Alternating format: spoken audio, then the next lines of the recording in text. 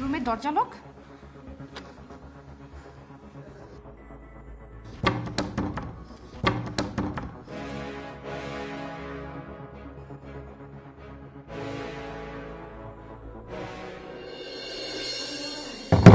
কি ব্যাপার, কে?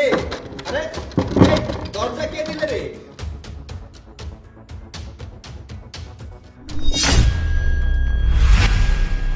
বাহ, তার মানে অফিসে এই চলে, তাই না? আরে কি চলে? Shut up. কি চলে মানে?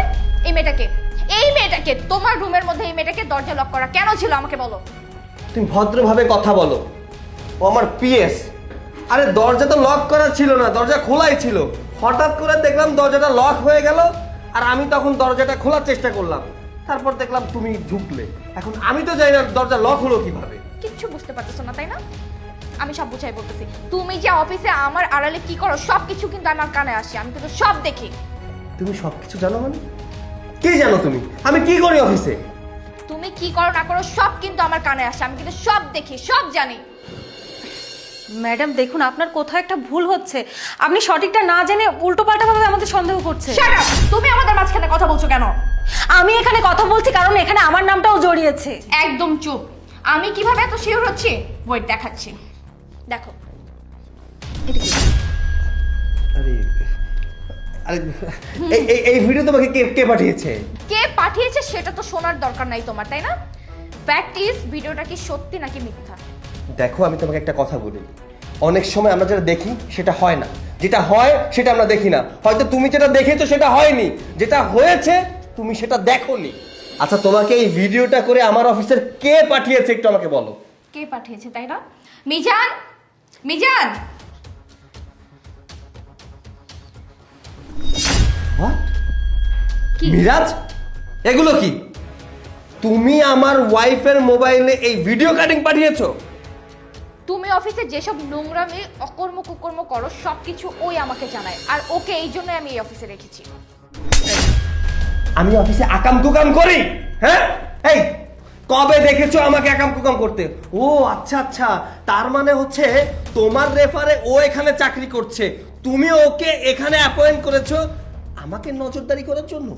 হ্যাঁ। আমার ভাবতেও ঘৃণা হচ্ছে যে তুমি আমার ওয়াইফ। এই বেরো, বেরো। না স্যার প্লিজ, আমার পেট নাতি ভাই আমার ঘরে ছোট ছোট বাচ্চা আছে স্যার। আমি চাকরি থেকে বের করার কথা বলিনি, রুম থেকে বেরো। তুমি ওর সাথে চিল্লাচ্ছ কেন? হ্যাঁ, তোমার কাছে কোনো প্রমাণ আছে? Do you have any proof? Proof? এখন তোমাকে প্রুফ দিতে হবে? আমার প্রতিটা স্টেপ চলতে গেলে তাহলে তো মোবাইল নিয়ে আমার সাথে চলতে হবে, ক্যামেরাম্যান থাকতে হবে আমার সাথে, যে আমি কি করছি না করছি। আমার মুখের কথা বিশ্বাস হয় না? না।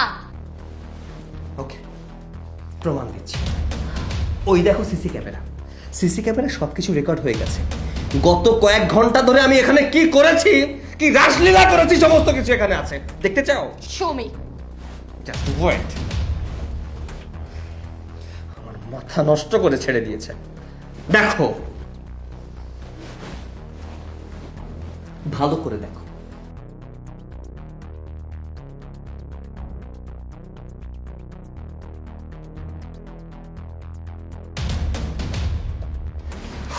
I am sorry.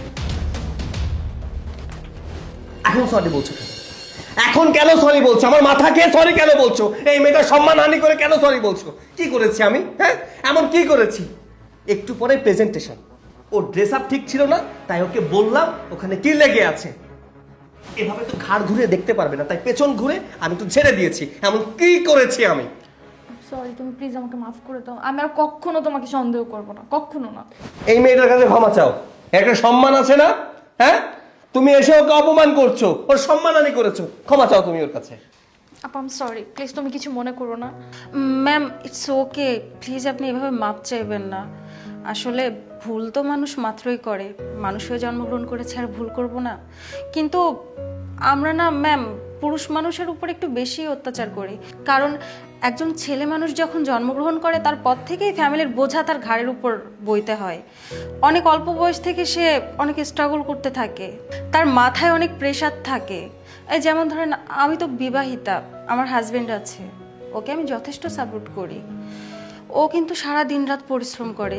আমি ওর সঙ্গে একটু ওকে হেল্প করার জন্য এখানে জব করছি। ও কখনো চায় না যে আমি বাইরে জব করি, তারপরেও আমি করছি ওকে হেল্প করার জন্য। আমরা স্ত্রীরা যদি হাজবেন্ডের পাশে না থাকি, তার সাথে হেল্প না করি, তাহলে কিভাবে হবে? ওরা তো অল্প বয়সেই মারা যাবে ডিপ্রেশনে। তাই আমাদের সবার উচিত হাজবেন্ডকে সাপোর্ট করা। এক্স্যাক্টলি, তুমি ঠিকই বলেছো। আসলে আমি এতদিন না জেনে না বুঝে ওকে সন্দেহ করেছি, দিনের পর দিন ওর সাথে ঝগড়া করেছি। আসলে আমাদের এগুলো করা উচিত না। আমরা যদি ওদের পাশে থাকি তাহলে ওরা আরো বেশি সাহস পাবে, সাকসেস হবে।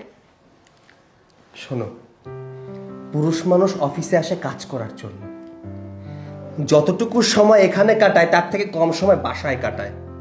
কেন? জীবন ধারণের জন্য। অফিসে মানুষ আসে টাকা ইনকাম করার জন্য। এই টাকা যদি না ইনকাম করতে পারি তাহলে তোমার জন্য এই দামি দামি পোশাক গহনা কোত্থেকে কিনে দিব? আমি এত কথা বলতে চাচ্ছি না, প্লিজ তুমি দয়া করে বাসায় যাও, তোমার সাথে বাসায় গিয়ে কথা হবে। যাও। রাগ করো না প্লিজ, তাড়াতাড়ি বাসায় এসো।